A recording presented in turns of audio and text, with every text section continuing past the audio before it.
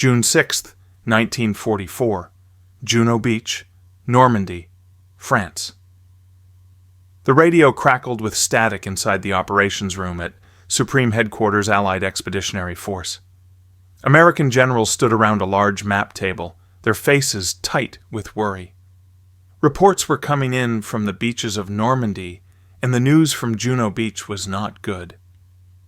14,000 Canadian soldiers were landing there right now, and they were walking into something far worse than anyone had expected.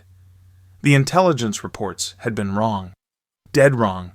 The maps showed 4 strong points built by the Germans along Juno Beach, 4 fortified bunkers with machine guns and artillery, 4 places where the enemy would fight hard to stop the invasion. But the first radio calls from the beach told a different story. There were 8 strong points, not 4. 8 concrete fortresses filled with German soldiers, 8 killing zones that the Canadians would have to break through if they wanted to get off the beach alive. The room felt heavy with tension. Officers moved between radio stations, pencils in hand, marking positions on maps. The sound of Morse code tapped out a rhythm in the background. Someone lit a cigarette.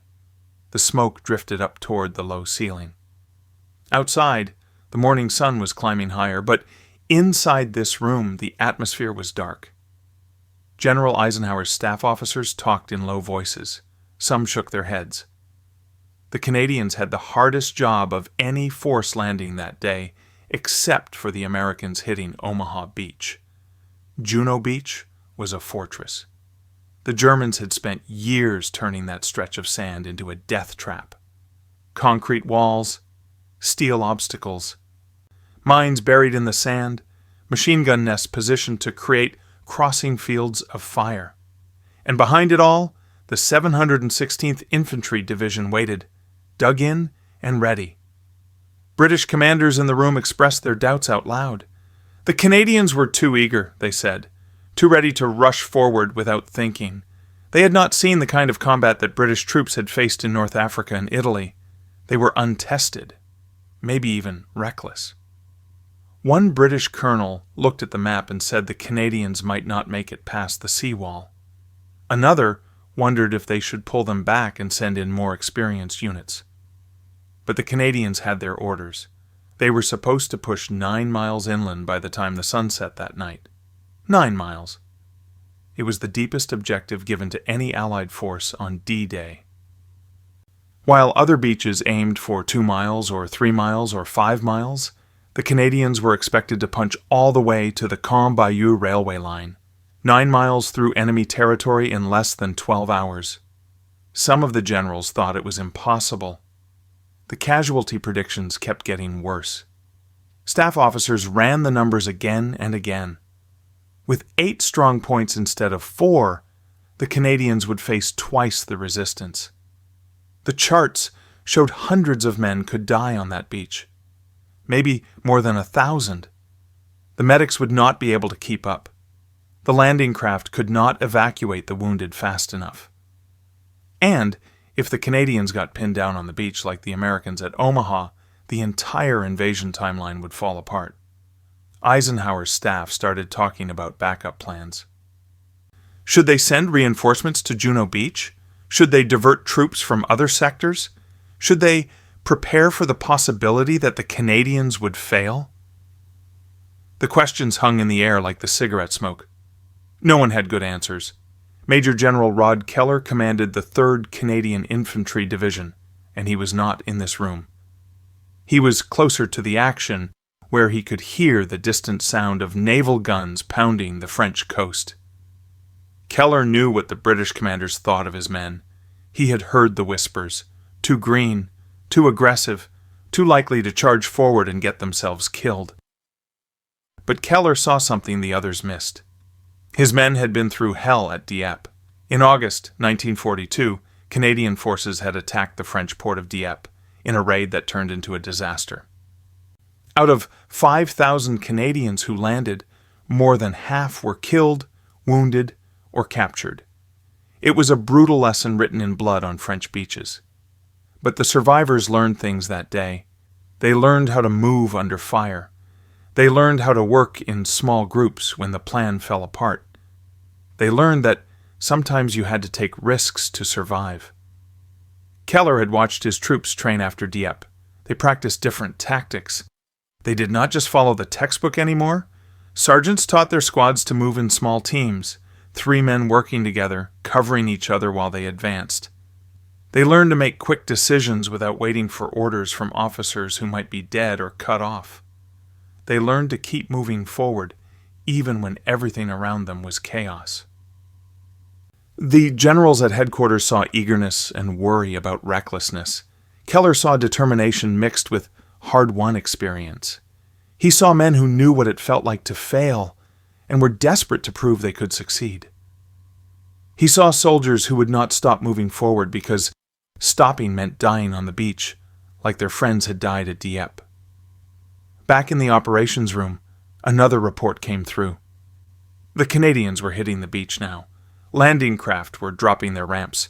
Men were running into the water, wading through the waves with rifles held high. German machine guns opened fire. Artillery shells exploded in the surf. The invasion of Juno Beach had begun. The American generals looked at each other. Some thought about calling in more air support. Others wondered if the naval bombardment had done enough damage to the German defenses. Everyone knew the next few hours would tell the story. Would the Canadians break through, or would they be thrown back into the sea? Keller believed his men had something the others did not understand. They had a kind of controlled aggression, a willingness to take chances that came from knowing what happened when you played it too safe. The question was whether anyone else would see it that way before it was too late. The first Canadian soldiers hit the beach at 07:45 hours. The water was cold. The waves pushed against their legs as they ran toward the sand. Bullets snapped through the air around them. Men fell into the water and did not get up. Explosions sent up columns of spray and sand. The noise was like nothing most of them had ever heard. Machine guns rattled. Artillery boomed. Men shouted orders that got lost in the chaos. But something unexpected started to happen within minutes of the landing. The Canadians were not doing what the training manual said to do. They were not staying together in large groups waiting for tank support. They were not setting up defensive positions on the beach to wait for officers to organize the next move. Instead, they were splitting into tiny teams and moving forward. 3-man teams. That was the key. One soldier would fire his rifle at a German position while 2 others ran forward 50 yards and dropped into cover. Then those 2 would fire, while the first man and someone else ran another 50 yards. Back and forth, like a deadly game of leapfrog. They moved in short bursts, never staying in one place long enough for the German gunners to get a good aim. The tanks were supposed to come first. That was the plan. Heavy armor would roll up the beach and smash the German bunkers, and then the infantry would follow behind in safety. But the tanks were stuck. Steel obstacles blocked the beach. Some tanks hit mines and exploded. Others could not get off the landing craft fast enough. The carefully written plans were falling apart before the invasion was an hour old. The Canadians did not wait. Sergeants yelled at their squads to keep moving. Corporals led small groups around obstacles. Privates threw grenades into bunker slots and then rushed the doors before the smoke cleared. The textbook said you were supposed to have tank support before you attacked a fortified position. The textbook said you were supposed to wait for engineers to clear the obstacles. The textbook said a lot of things, but the Canadians were too busy fighting to read it. The Royal Winnipeg Rifles hit the village of Courseulles-sur-Mer at 0830 hours. The village sat right on the beach, and every house had been turned into a fortress. Germans fired from windows and rooftops. Snipers hid in church towers. The streets were narrow and filled with rubble. This was the kind of fighting that could take days if you did it by the book. The Winnipeg Rifles did not have days. They had hours, maybe less. So they made their own rules. Small teams moved from house to house. They used doors when they could, and windows when they could not. They made breaching charges out of whatever they could find, and blew holes in walls instead of walking through doorways where the Germans expected them. When they could not go through a house, they went over it, or around it. The important thing was to keep moving. By Aero 9:30 hours, just 3 hours after the first landing craft hit the beach, the Canadians had cleared the main beach defenses. The concrete bunkers that were supposed to hold for half a day were silent. The machine gun nests were captured or destroyed. The seawall that the British colonel thought the Canadians might never get past was behind them. 3 hours. The German defenders had expected to hold out until nightfall at least. Some of their supply officers had packed lunches for a long day of fighting. They never got to eat them. American liaison officers watching from nearby positions radioed back to headquarters with reports that sounded impossible. The Canadians had done in 3 hours what British planning documents said would take 12. American observers could not believe what they were seeing. Brigadier General Elliot Rogers stood at an observation post with binoculars pressed to his eyes. He watched Canadian soldiers moving inland in groups of 3 and 4 and 5, spreading out across the fields beyond the beach. They were not consolidating. They were not regrouping. They were just going. Going forward like they had somewhere important to be and could not waste time. Rogers picked up a radio handset. His voice came through the static at headquarters. "Canadians moving faster than any force on any beach," he said. The generals back at headquarters asked him to repeat it. They thought they had heard wrong. Rogers repeated it. The Canadians were winning. But winning had a cost. Bodies lay in the sand. Medics worked on wounded men right there on the beach because there was no time to carry them to aid stations. The smell of blood mixed with the smell of explosives and seawater. Destroyed equipment burned. Landing craft kept coming in with more troops and more supplies, dodging the wrecked vehicles and the shell craters. The Canadians made another choice that surprised the American observers. When they came to a German strongpoint that was still fighting, they did not always stop to destroy it. If they could go around it, they did. If they could leave a small team to keep the Germans pinned down while the main force moved forward, that is what they did. This was not in the manual either. The manual said you cleared every position. You made sure your rear areas were secure. You did not leave enemies behind you. But the Canadians understood something about momentum. Once you got moving, you had to keep moving. If you stopped to fight every little battle, you would never get to your objective. The Germans would have time to bring up reinforcements. They would have time to build new defenses. Speed was more important than perfection. Good enough was better than perfect if perfect took too long. By 1400 hours, 1400 hours military time, 2 o'clock in the afternoon, the forward elements of the 3rd Canadian Division reached the Cam-Bayeux Railway. 7 miles inland, 7 miles in less than 7 hours. The railway line stretched across the Norman countryside, and Canadian soldiers stood on the tracks looking back toward the beach they could no longer see. Meanwhile, at Juno Beach, American forces were still consolidating their positions 2 miles from the water. 2 miles was good progress. 2 miles was what the plan called for. But the Canadians were at 7 miles and still pushing forward. Officers at headquarters pulled out their maps and measured the distances 3 times because they could not believe the reports. The Germans were equally confused. Their commanders had studied British tactics for years. They knew how the British fought. Methodical, careful, always waiting for artillery support and tank support and air support. The British never rushed. But these Canadians were not fighting like British troops. They were fighting like men who had something to prove and were willing to take risks to prove it. German staff officers sent urgent messages to headquarters. The enemy is moving faster than expected. We need reinforcements. We need to fall back and establish new defensive lines. Rommel's chief of staff would later write in his diary that the Canadians attacked with unexpected speed and violence. For the German army, which prided itself on aggressive tactics, this was high praise and a warning. Back at Allied headquarters, American generals were making new plans. The ones who had doubted the Canadians an hour ago were now asking if the Canadians could lead the drive toward Caen. If they could move this fast against heavy opposition, what could they do with support? The conversation in the operations room had changed completely. When the sun set on June 6, 1944, American generals at Supreme Headquarters studied the numbers coming in from Juno Beach.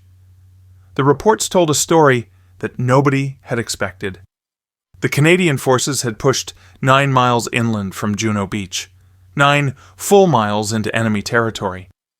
No other Allied unit on any beach had gone that far on D-Day. Not the Americans at Utah or Omaha, not the British at Gold or Sword.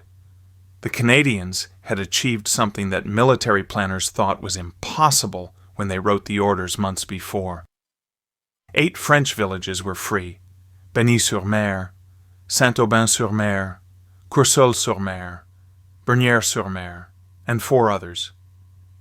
In these villages, French families came out of their cellars where they had hidden during the bombardment. They walked into streets filled with Canadian soldiers. Some of the French people cried, others cheered. Children who had lived under German occupation for 4 years touched the uniforms of these soldiers from across the ocean and asked if they were really free now. The cost had been heavy. 359 Canadian soldiers died on Juno Beach that day. 715 more were wounded. These were not small numbers. These were men who would never go home. Fathers and sons and brothers who fell in the sand or in the fields or in the village streets. The medics worked through the night trying to save the ones they could. The chaplains said prayers over the ones they could not. But even these terrible numbers were better than what the planners had feared. The pessimistic predictions had been much worse. With 8 German strongpoints instead of 4, the staff officers had calculated that casualties could be 40% higher. The Canadians had taken their objectives and paid a lower price than anyone thought possible. This did not make the losses easier for the families who would get the telegrams in the weeks ahead. But it meant that the bold tactics had worked. German commanders were scrambling to understand what had happened. They had planned their defense based on years of fighting the British. They knew British tactics inside and out. The British would land, establish a beachhead, bring up artillery, and then advance slowly with heavy support. This gave the defenders time to react, time to move reserves into position, time to build new defensive lines further back. The Canadians had not given them time. German units found themselves surrounded before they realized the main attack had gone past them. Supply lines were cut. Communication wires were destroyed.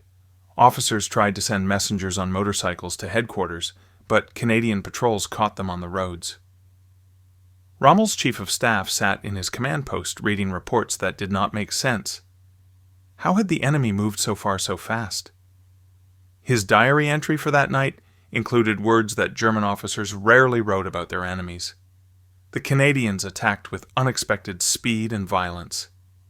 Back at Allied headquarters, American generals were having a completely different conversation than they had that morning. The same officers who had worried that the Canadians were too inexperienced were now asking if the Canadian division could lead the attack toward Caen. If they could do this on D-Day against prepared defenses, imagine what they could do with momentum on their side. Plans were rewritten, orders were changed. The Canadians had earned a place at the front of the advance. Juno Beach itself was transforming. By the morning of June 7th, just 1 day after the invasion, the beach had gone from a killing ground to a supply corridor. Landing craft came in one after another, unloading trucks and ammunition and fuel and food. Engineers had cleared paths through the obstacles. The destroyed German bunkers became landmarks for directing traffic. Juno Beach was processing more supplies than any beach except Utah. The sand that had been red with blood yesterday was now packed down by thousands of boots and tire tracks. The smell of diesel fuel hung in the air. The distinctive rumble of Canadian Sherman tanks echoed across the dunes. These tanks had been modified with special exhausts that let them drive through deep water. Now they rolled inland. the sound announcing to French civilians and German defenders alike that more were coming.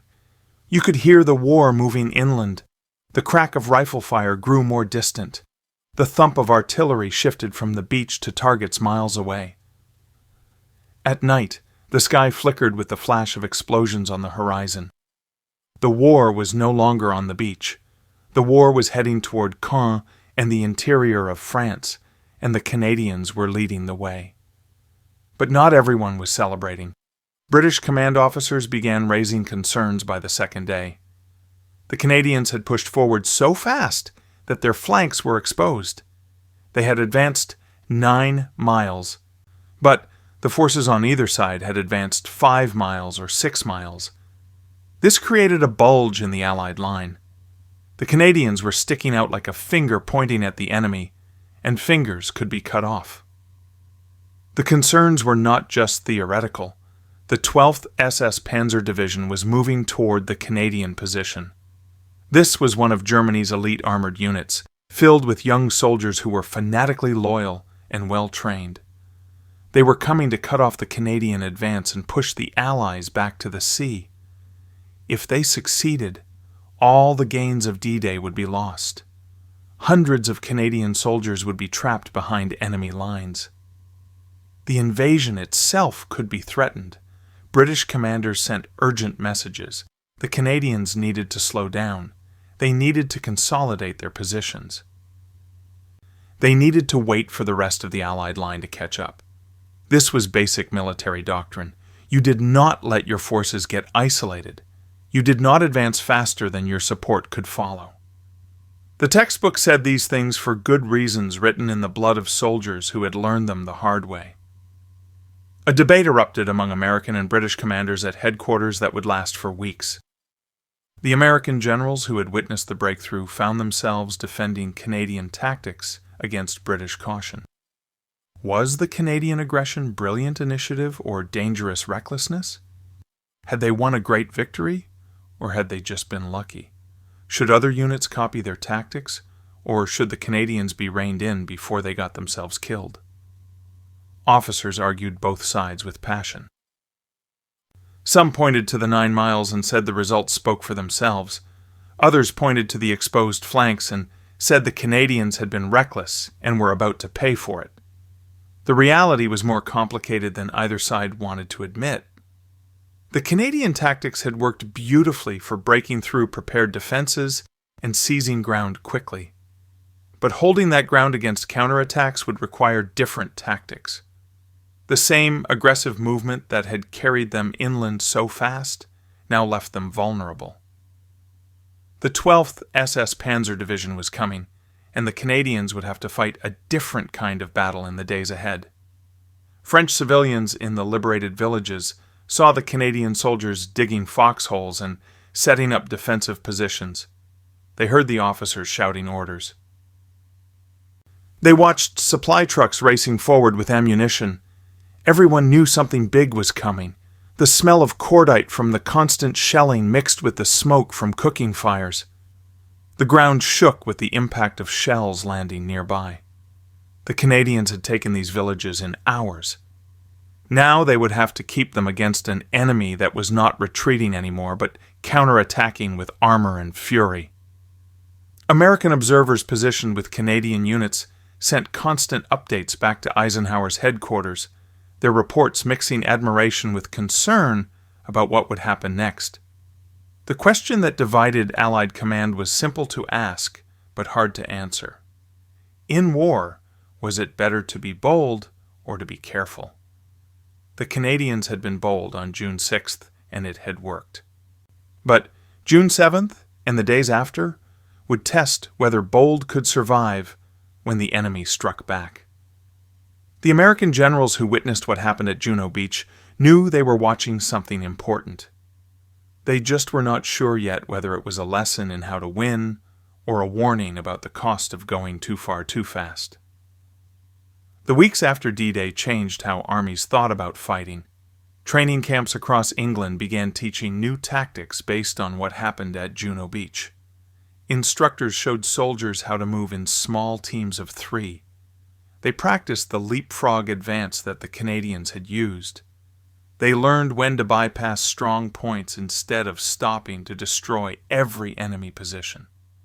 The Canadian method of aggressive infiltration became part of the training manual, especially for units preparing to fight in cities and towns.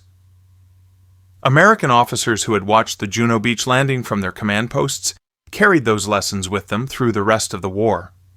They had seen what momentum could accomplish.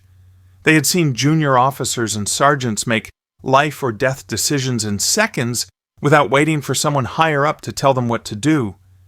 They had seen calculated risks pay off when caution might have meant failure.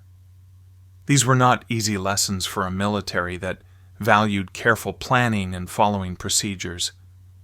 But they were necessary lessons for winning a war against an enemy that was just as well trained and better prepared. The training changes spread beyond the Normandy campaign. Urban warfare courses added sections on the Canadian tactics. Instructors told the story of Courseulles-sur-Mer and how a village that should have taken days to capture fell in hours. They explained the three-man fire teams and the constant movement forward.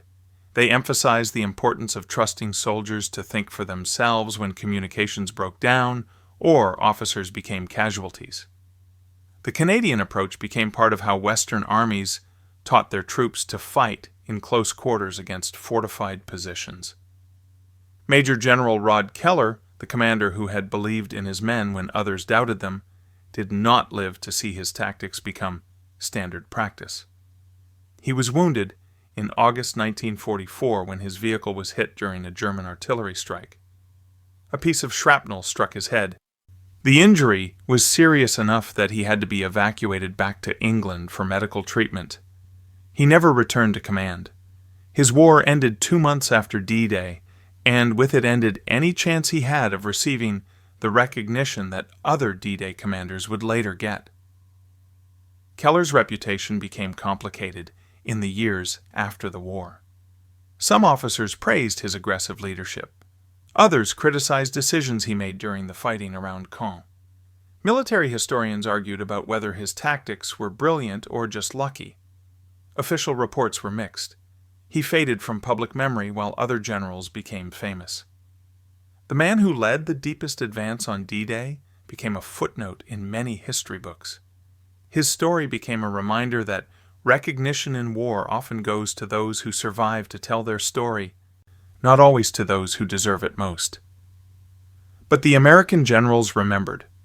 Omar Bradley commanded all U.S. ground forces in Normandy, and he wrote about Juno Beach years later. In his memoirs, he included a line that captured what he had learned from watching the Canadians. He wrote that their success demonstrated what determined troops could accomplish against seemingly impossible odds. It was a simple sentence, but it carried weight coming from one of America's top commanders. Bradley had seen a lot of fighting in World War II. When he said something was impressive, people listened. Other American officers carried the Juno Beach lesson into their own careers. Some became generals themselves and taught the next generation of soldiers. They told their troops about the balance between following orders and taking initiative. They explained that sometimes the rulebook had to be set aside when the situation demanded it. They emphasized that momentum could be more valuable than perfect preparation. These lessons influenced American military thinking through Korea, Vietnam, and beyond. The deeper truth that emerged from Juno Beach was harder to put into words, but impossible to ignore. Conventional wisdom about proper military procedure had nearly caused Allied commanders to underestimate and undersupport the Canadian attack. The textbook said you moved slowly with heavy support.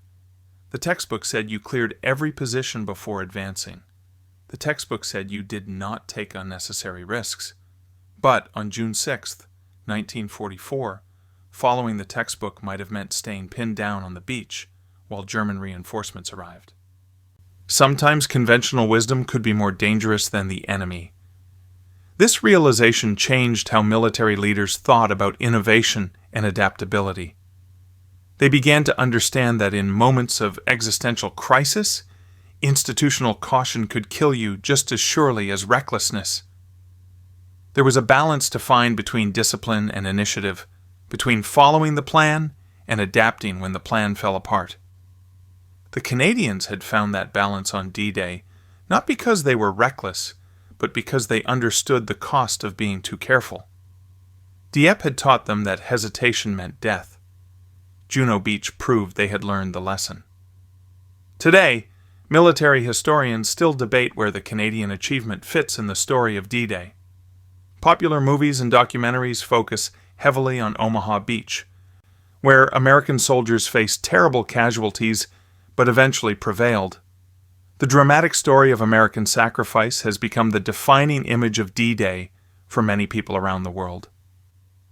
Juno Beach appears in fewer films and receives less attention in classrooms. The Canadian contribution has been somewhat overshadowed in popular memory by the American experience. But for the people who study military history seriously, Juno Beach remains one of the most remarkable achievements of D-Day. Military colleges teach it as a case study in offensive operations. Staff officers analyze the Canadian tactics when planning their own operations.